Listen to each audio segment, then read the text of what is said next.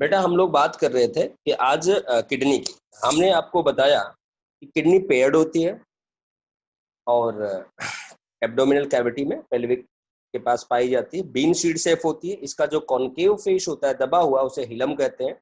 और मैंने बताया था हिलम वर्ड बेटा सीड से और ओव्यूल से भी रिलेटेड होता है।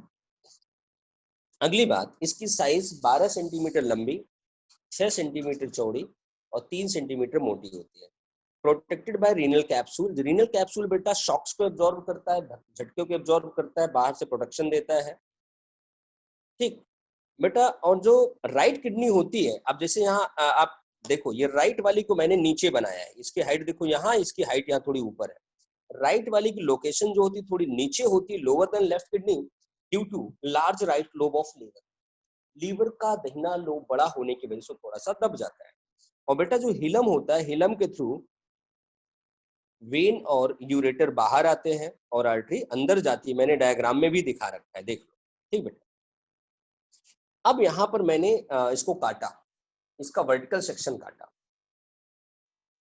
बेटा जब हमने इसका वर्टिकल सेक्शन काटा तो आपको मैंने क्या बताया, बाहर की ओर कॉर्टेक्स होता है, भीतर की ओर मेडुला होता है। बाहर की ओर कॉर्टेक्स होता है, भीतर की ओर मेडुला होता है। बेटा ध्यान देना, ये जो मैंने कहा ना, कॉर्टेक्स से फिंगर लाइक प्रोजेक्शन आते हैं। इन फिंगर लाइक प्रोजेक्शंस का नाम होता है बेटा, ये याद रखना है, renal column of Bertini. Renal column of Bertini, renal column of Bertini. और बेटा इस प्रोजेक्शन की वजह से मेडुला बिकम पिरामिडल, ऐसे।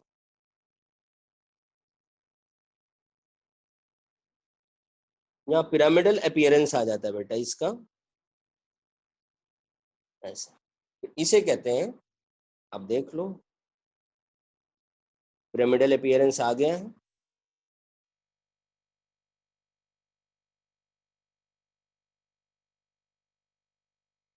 इसे कहते हैं रीनल पिरामिड।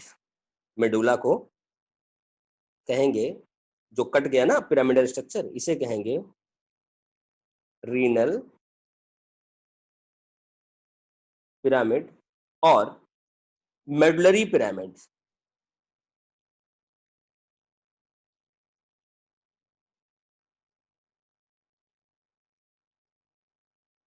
रीनल पिरामिड और मेडुलरी पिरामिड, रीनल पिरामिड और मेडुलरी पिरामिड, इस बात को ध्यान रखना है।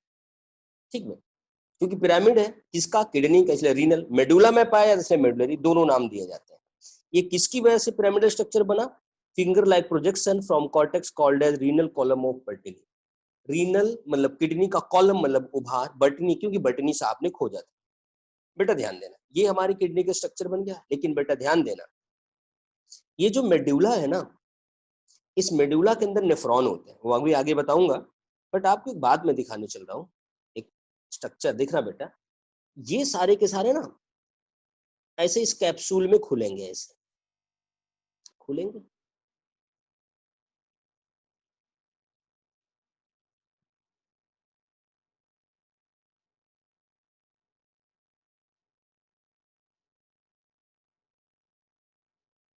सारे मिलके ये इसमें खुल गए। उसी तरह बेटा ये वाला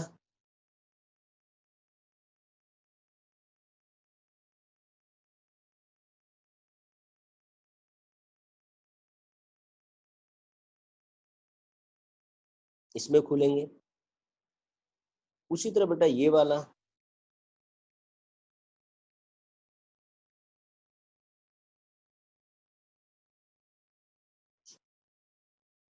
यहाँ ऐसे खुल जाते हैं।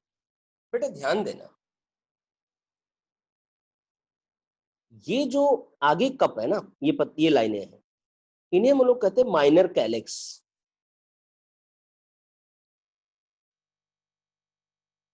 इनकी संख्या होती है नंबर ऑफ पिरामिड के बराबर, क्योंकि हर पिरामिड एक माइनर कैलेक्स में खुल रहा है। और कई माइनर कैलिक्स खुल के एक चौड़ी वाली पाइप बना रही हैं, एक चौड़ी वाली पाइप, दूसरी तीसरी, देखो तीन ही है, जबकि माइनर कैलिक्स 1 2 3 4 5 6 7 8 9 है। लेकिन मेजर कैलिक्स 1 2 3 है, क्योंकि 2 2 3 3 मिक्स कर गई।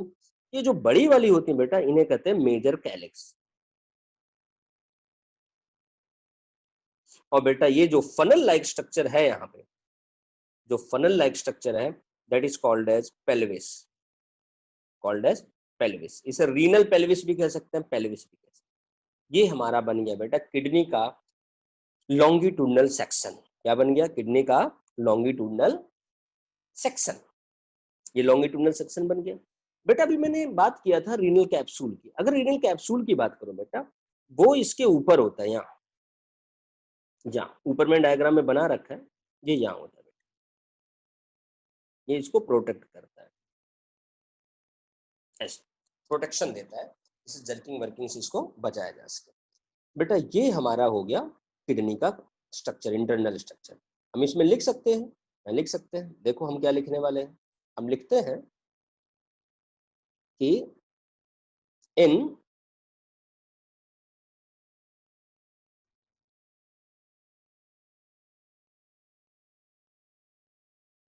longitudinal section kidney is, या kidney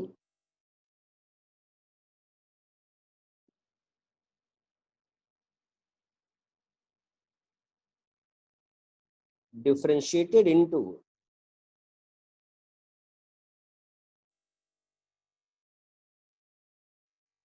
cortex and medulla, cortex and medulla। ये बात। अगला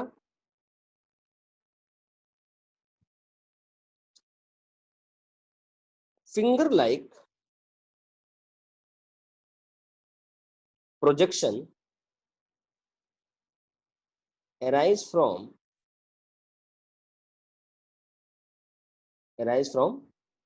cortex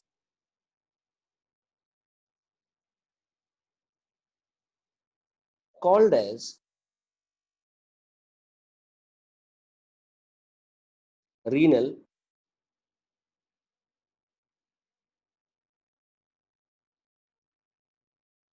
column of Bertini, renal column of Bertini, renal column of Bertini। हो गया। Due to these projection,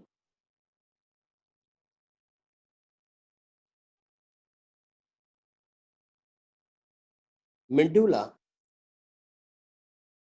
divided into 8 to 12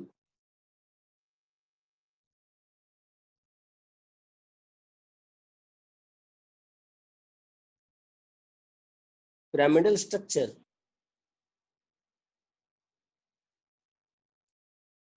called as renal pyramid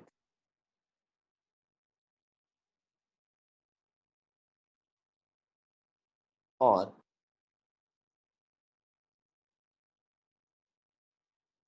medullary pyramid। इसे renal pyramid और medullary pyramid। ठीक है, चलो अब आगे हमें लिखना है कि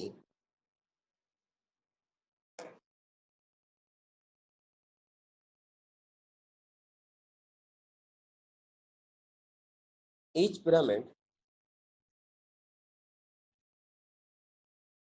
open in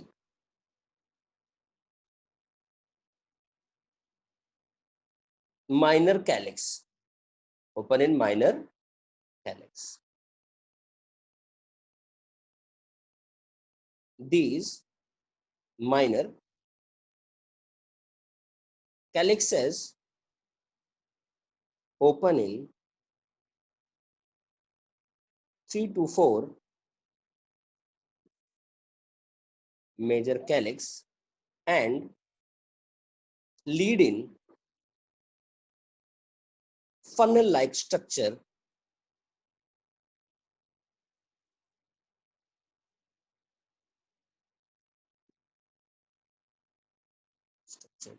called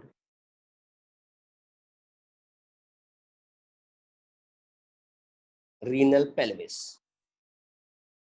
Called funnel like word को याद रखना, क्योंकि सवाल ऐसे पूछ लिया गया है कि जो किडनी में उल्टे फनल की तरह स्ट्रक्चर होता है उसे क्या कहते हैं, पेल्विस, रीनल पेल्विस। बेटा एक मजेदार बात बताएं, एक सवाल ये भी पूछा गया है कि term pelvis is associated with, term pelvis किससे किससे बिलोंग करता है, किससे किससे एसोसिएटेड होता है। बेटा आपको बताएं, एक तो आप पढ़ रहे हो किडनी में, एक मिलेगा आपको बोन में। याद करो, आपने सुना होगा पेल्विक बोन या pelvic girdle, pectoral girdle, pelvic girdle. तो बेटा ये पेल्विक गर्डल मैं लिख देता हूं।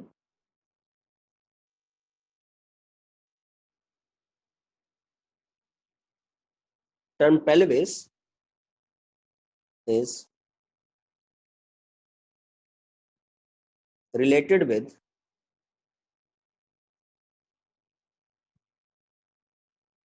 kidney and bone। बस इतना आपका सवाल यही बनता है, किससे related, kidney and bone, kidney और बोन से रिलेटेड होता है। ये बेटा आपको ध्यान रखना है, ये आपको ध्यान रखना है। चलो अब हम थोड़ा सा और आगे बढ़ते हैं। ये तो इंटरनल बात हो गई, लेकिन एक स्टार पॉइंट और लिखेंगे। हम लिखने वाले हैं कि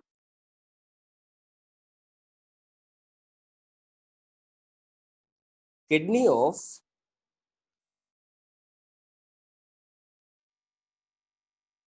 ह्यूमन इज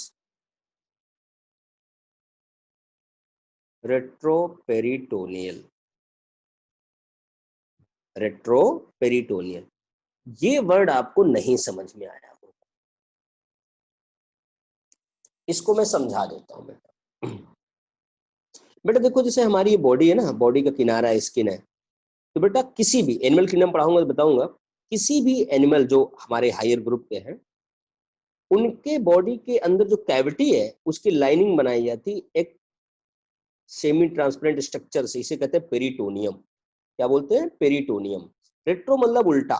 बेटा हमारी किडनी जो होती है, जैसे यहाँ है, ठीक, तो ये पेरिटोनियम क्या करती है, इसको कवर नहीं करती। ये पेरिटोनियम हमारी ये ऐसे ऐसे मूव करके चली जाती है, यहाँ से ऐसे निकल जाती है। हमारी किडनी थोड़ी बाहर होती है, इसलिए किडनी के पथरी का ऑपरेशन बड़ा इजी होता है, डॉक्टर साहब लोग कर देते हैं आसानी से। उसकी वजह है कि रेट्रोपेरिटोनियल होती है, कवरिंग इस पे उल्टे मूव करके जाती है। ठीक, आपको परेशान होने की जरूरत नहीं, आपको सिर्फ ये वर्ड याद रखना है कि kidney of human is retroperitoneal. ये वर्ड आपको याद रखना है बस। ये सवाल कभी कभार आता है, लेकिन जब भी आएगा एज इट इज आएगा, इसलिए आपको ज्यादा दिमाग लगाने की जरूरत नहीं। जो बोल दिया है बेटा इसे याद रखोगे, ईश्वर चाहेगा तो आपका काम हो जाएगा। ठीक, kidney of human is retroperitoneal. ये तो बेटा हमने किडनी की बात कर ली। किडनी के बाद हमारे पास है क्या है, या डायग्राम में देखना, यूरेटर। अब हम बात करेंगे यूरेटर। चलो थोड़ा सा डिस्कस करते हैं यूरेटर के बारे में। यूरेटर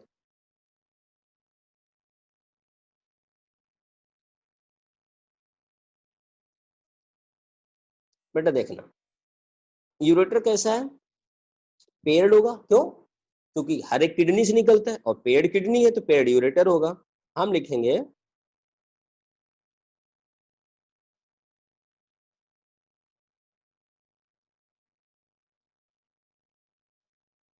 इमर्ज, निकलना, उगना नहीं, एराइज नहीं, emerge out from each kidney, kidney भी नहीं, ईच किडनी, हर एक किडनी से निकलती, emerge out from each kidney, हर एक किडनी से बाहर आती, emerge out from each kidney. बेटा ध्यान देना, इसकी लंबाई होती है 25 सेंटीमीटर लॉन्ग। अब आपको याद आ गया होगा, मैंने दो जगह 25 सेंटीमीटर आपको और पढ़ाया है। अगर आप थोड़ा सा दिमाग पे प्रेशर डालें तो आपको याद आ जाएगा बेटा आपने कहाँ कहाँ पढ़ रखा है। सर फूड पाइप में। हाँ? एक तो ईसोफेगस सर है, फूड पाइप होता है। हाँ, यस एक सर। फूड पाइप है, दूसरा डिओडेनम है। ठीक बेटा, फूड पाइप, ईसोफेगस और डिओडेनम, और तीसरा यूरेटर। ये तीनों क्या होते हैं, 25 सेंटीमीटर लंबे होते हैं, याद रखना बेटा। चलो, और बेटा आपको बता दें, यूरेटर ट्रांसफर करता है, कैरी करता है यूरिन,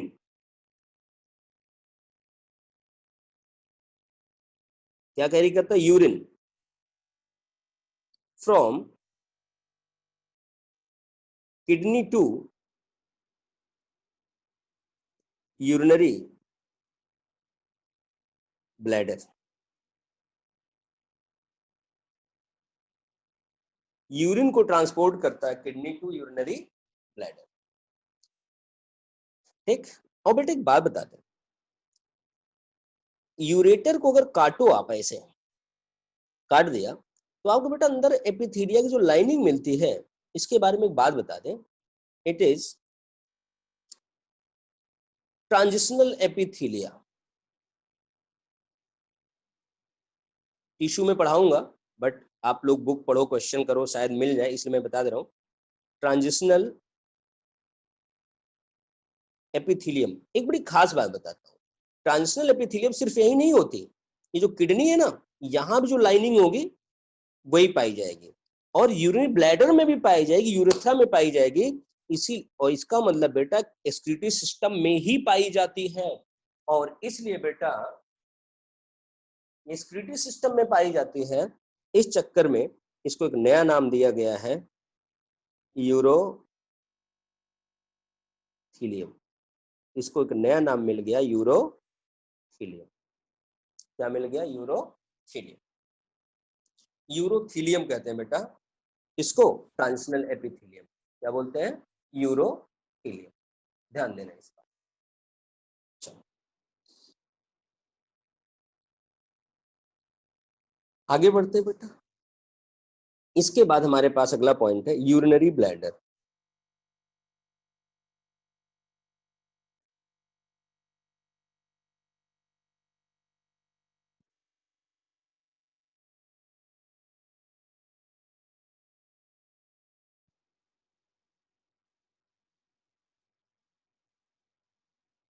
सिंगल इन नंबर,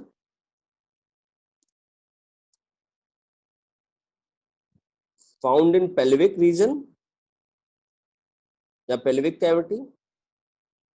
किडनी कहाँ थी, एब्डोमिनल कैविटी में, ये कहाँ है, पेल्विक कैविटी में। Pelvic cavity and muscular pouch like structure, muscular pouch like structure, ये मस्कुलर पाउच लाइक स्ट्रक्चर होता है। ठीक, ये मस्कुलर पाउच लाइक स्ट्रक्चर होता है। ठीक, चलो एक चीज और, यूरिनरी ब्लैडर स्टोर करता है 300 टू 400 मिलीलीटर यूरिन। नॉर्मली 300 से 400 मिलीलीटर यूरिन को स्टोर। मैंने यहां लिखा है मस्कुलर स्ट्रक्चर, ये बेटा इनवॉलेंट्री मसल, जिसे हम कहते हैं स्मूथ मसल का बना होता है। ठीक बेटा, एक बड़ा इंपॉर्टेंट पॉइंट है कि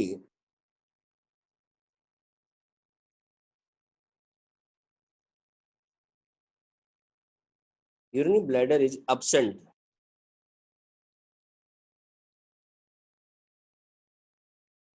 urinary bladder is absent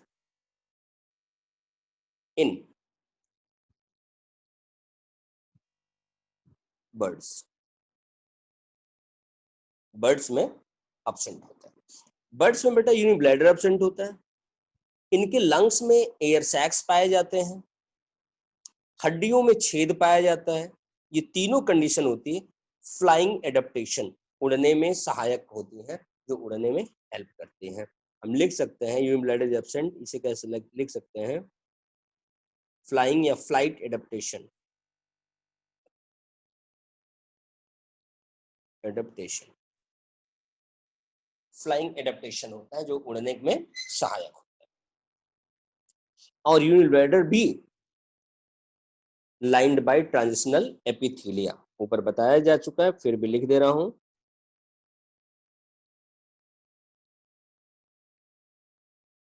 lined by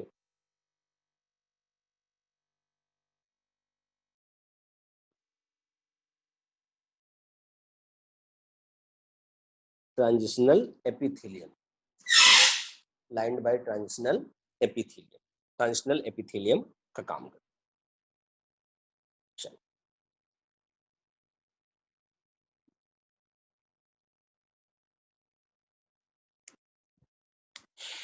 आगे देखते हैं। अब हमारे पास अगला पॉइंट है यूरेथ्रा।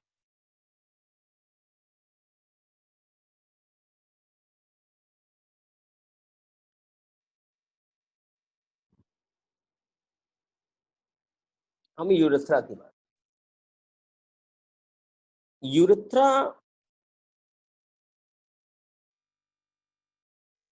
रिमूव करता है यूरिन को from urinary bladder, urine from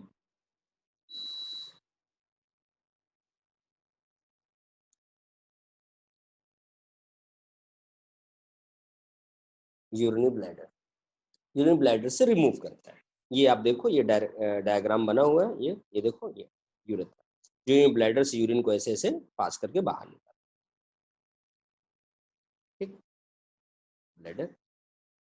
इसकी ओपनिंग क्या कहेंगे, यूरिनरी ऑरिफिस या यूरेथ्रल पोर, ऊपर डायग्राम मैंने लिख रखा है बेटा। इसका भी ल्यूमेन लाइंड बाय यूरोथीलियम या ट्रांजिशनल एपिथेलियम, क्योंकि ये स्ट्रेचेबल होती है ना बेटा, ये फायदा होता है इससे।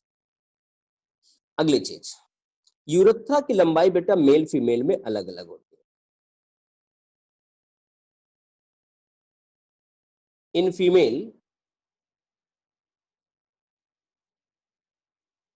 Length is 4 to 6 centimeter, in male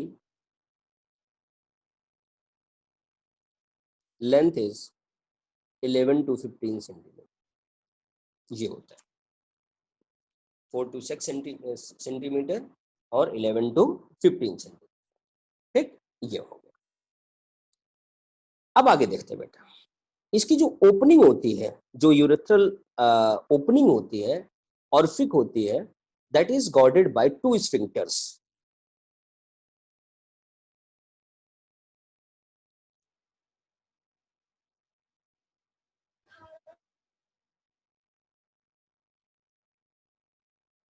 Pore is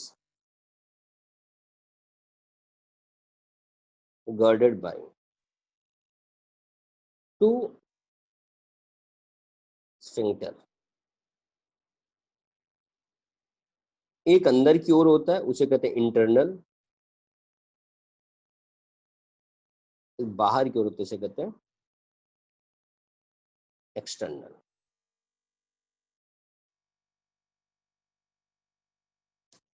जो इंटरनल होता है,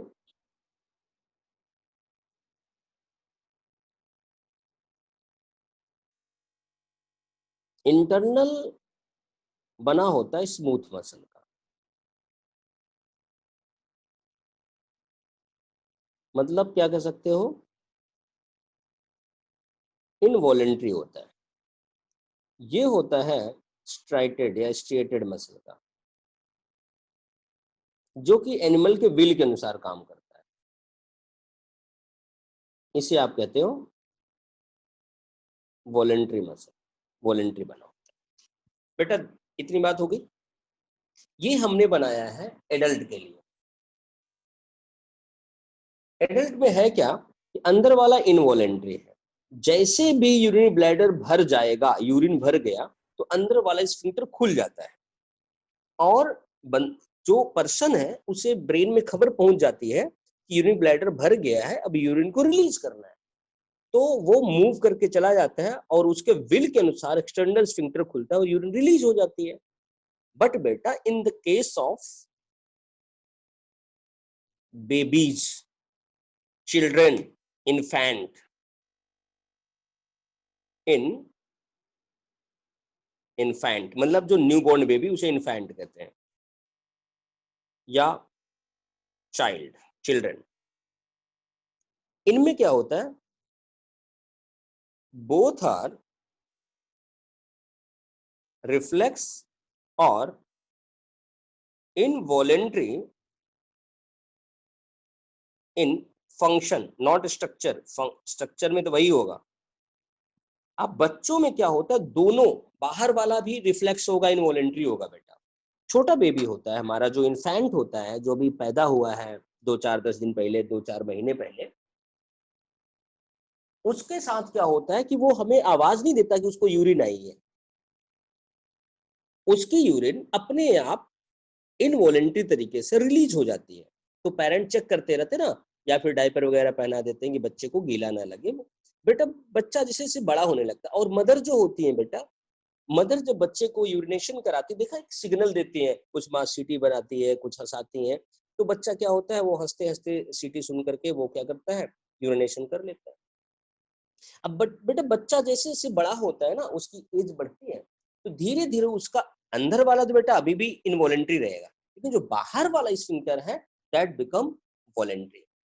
फिर बच्चा क्या, बच्चे को फील होना शुरू हो जाता है और बच्चा बताना शुरू कर देता है कि जी हमें यूरिनेशन करना है, हमें प्रॉब्लम है, हमें वॉशरूम जाना है। बच्चा जैसे जैसे बड़ा होना लगता है वो बताना शुरू कर देता है। बेटा लगभग 3 साल की एज, 1.5 साल की एज तक तो बच्चा बताना शुरू कर देता है। 3 साल की एज तक बच्चा कंफर्ट हो जाता है यूरिनेशन के लिए पूरी तरह से। वो इंटरनल और एक्सटर्नल पूरा प्रॉपर ढंग से फंक्शन करने लगते हैं 2.5 से 3 साल की एज। बेटा ये हो गया हमारा यूरेथ्रा की बात। ठीक, ये हमारी यूरेथ्रा की बात। ये बेटा हमारा हो गया सिस्टम। हमने किडनी कर लिया, यूरेटर कर लिया, यूरिन ब्लैडर कर लिया और यूरेथ्रा।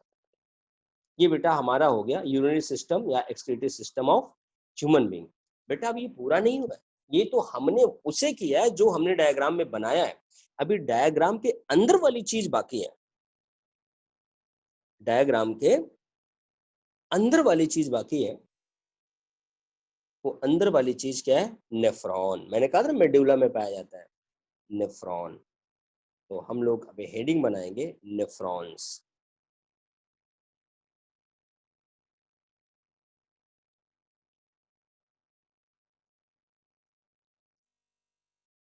चलो इधर आप देख लो, कोई अगर प्रॉब्लम आए तो पूछ लो, वरना फिर मैं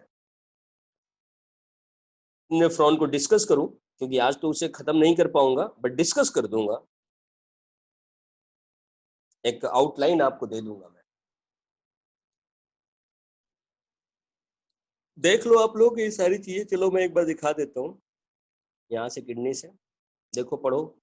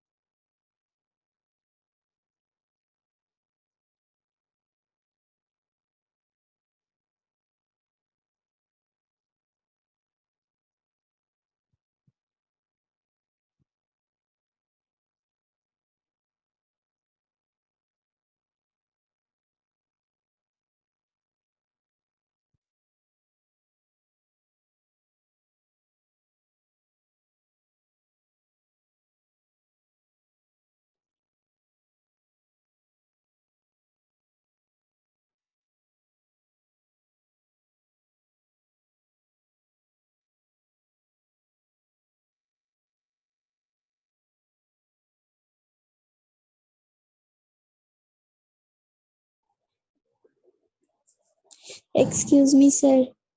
बेटा बोलो प्राची। सर जो किडनी होती है वो ओरिजिन में एंडो मतलब बेटा मीजोडर्मल एंड। वाले आपको सारे बताऊंगा, अभी सारे कि कौन कौन से ऑर्गन कैसे हैं क्या है, उसके लिए इसीलिए मैंने उसके साथ लिखा नहीं। ठीक बेटा, इसके लिए बेफिक्र बताऊंगा मैं। ठीक, अभी मैं ये तीनों सिस्टम जो है सारे के सारे लिख दूंगा। ठीक बेटा, बेफिक्र रहो। ठीक,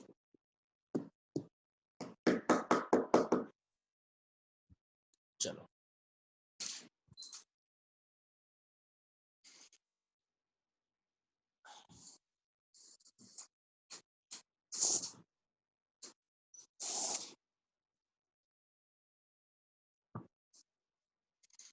किसी कुछ पूछना है बेटा पूछ लो, बाकी चीजें भी पूछ लो, वरना हम आगे बताते हैं आपको। माइक ऑन करके पूछ सकते हो बेटा आप लोग।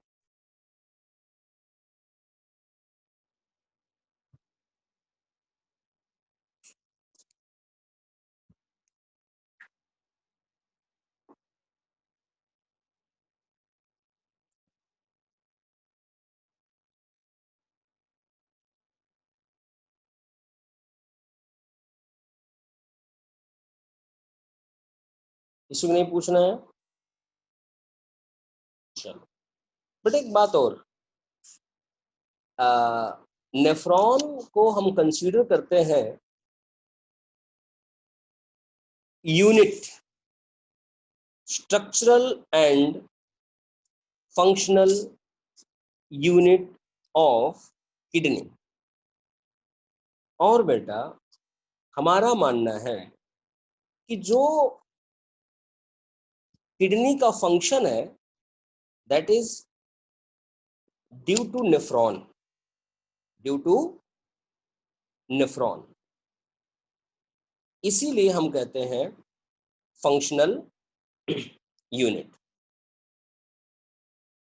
बट एक बात और बता दें, हम किडनी को भी क्लासिफाई करेंगे लेकिन अभी नहीं, नेफ्रॉन पढ़ने के बाद, वरना किडनी को क्लासिफाई कर देंगे आर्कीनेफ्रिक, प्रोनेफ्रिक, मीजोनेफ्रिक, मेटानेफ्रिक। इस पे भी सवाल आता है कि कौन सा ह्यूमन में पाया जाता है। ठीक बेटा, ये किडनी का जब हम क्लासिफिकेशन करने लगेंगे तो सारी चीजें आपको मेंशन कर देंगे कौन सी चीज कैसी होती है। ठीक बेटा, चलो हम बात कर रहे थे नेफ्रॉन की। बेटा नेफ्रॉन को मैंने कहा कि it is structural and functional unit of kidney.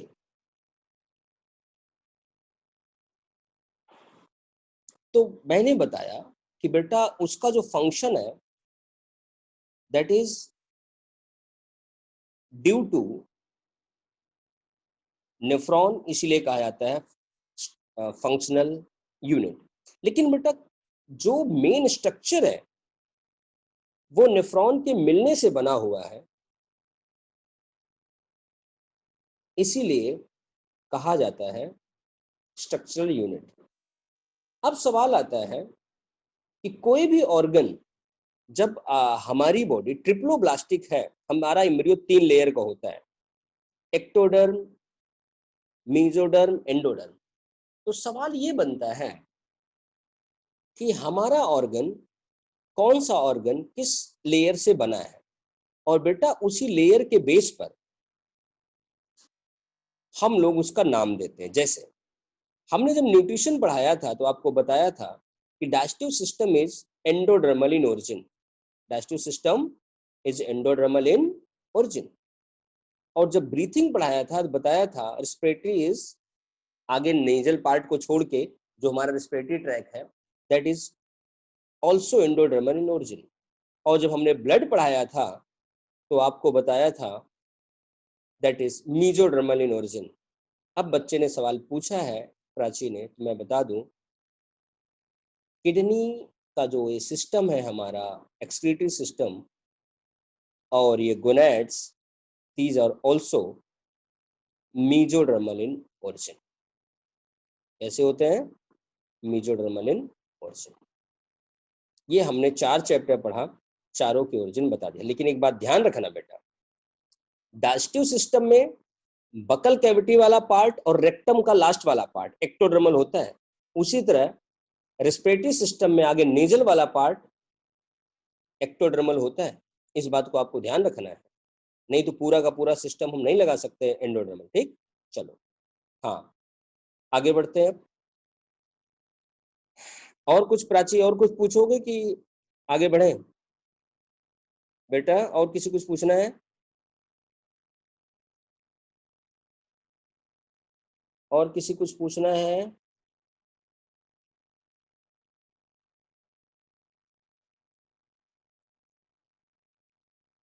चलो आगे बढ़ते हैं। बेटा अब हम बात करेंगे नेफ्रॉन की। जैसे मैंने कहा कि हम बात करेंगे नेफ्रॉन की। बेटा सबसे पहले हम आपको बता दें, ये स्ट्रक्चरल फंक्शनल यूनिट है जो मैंने बोला, और दूसरी बात इसकी संख्या कितनी है। 1 millions nephron in each kidney। Her kidney में 1 मिलियन नेफ्रॉन होता है। हर किडनी में 1 मिलियन नेफ्रॉन होता है, अर्थात दोनों किडनी मिला कितने हो गए? 2 मिलियन हो गए। और इसे अभी हमने कहा था स्ट्रक्चरल एंड फंक्शनल यूनिट। बेटा एक बात और, इसी की वजह से यूरिन बनता है, इसलिए इसे हम लोग यूरिनरी फेरस टिब्यूल भी कहते हैं। यूरिनरी फेरस टिब्यूल भी कहते हैं, ध्यान रखना। अब बेटा एक बात और बता दो, नेफ्रॉन या किडनी दोनों के बारे में याद रखना, is analogous to contractile vacuole of amoeba, because दोनों क्या करते हैं? वाटर बैलेंस और ऑस्मो रेगुलेशन में हेल्प करते हैं। बिकॉज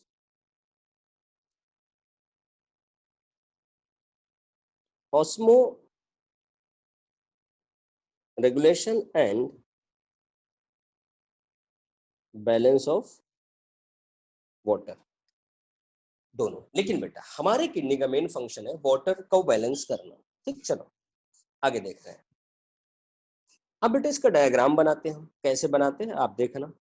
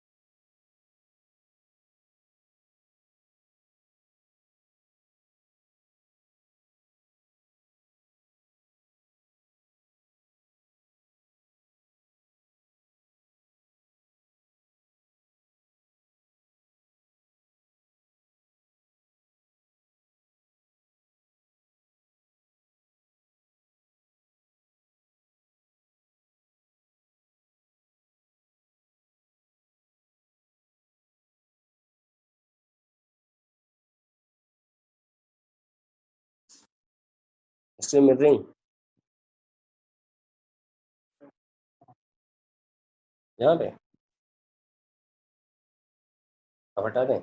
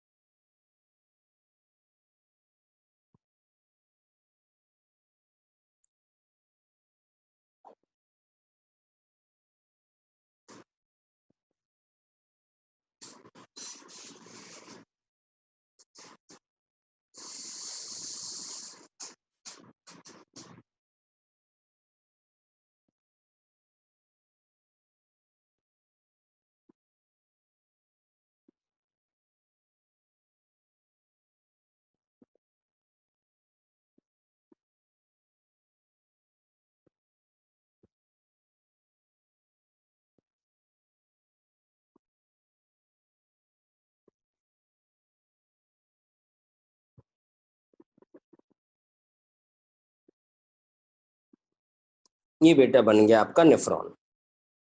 इसे देखना, ये है एफरेंट आर्टियोल जो ब्लड को अंदर लाती है। एफरेंट एन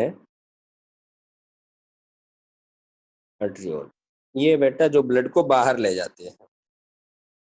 ये तो सर बच्चों को स्क्रीन नहीं जा रही है।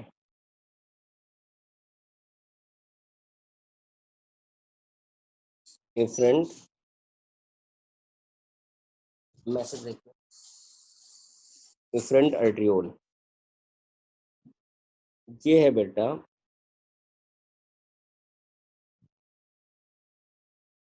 Glomerulus.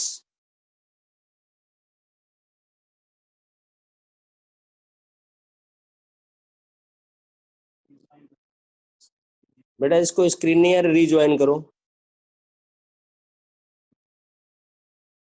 Glomerulus, Bowman capsule, PCT,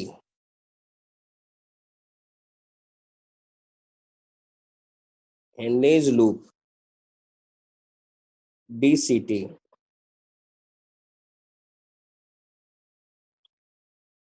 collecting duct. बेटा आप लोग अब रीज्वाइन ना करो, टाइम हो गया है। अब इसको कल पढ़ाना ही है, कल पढ़ाएंगे बेटा।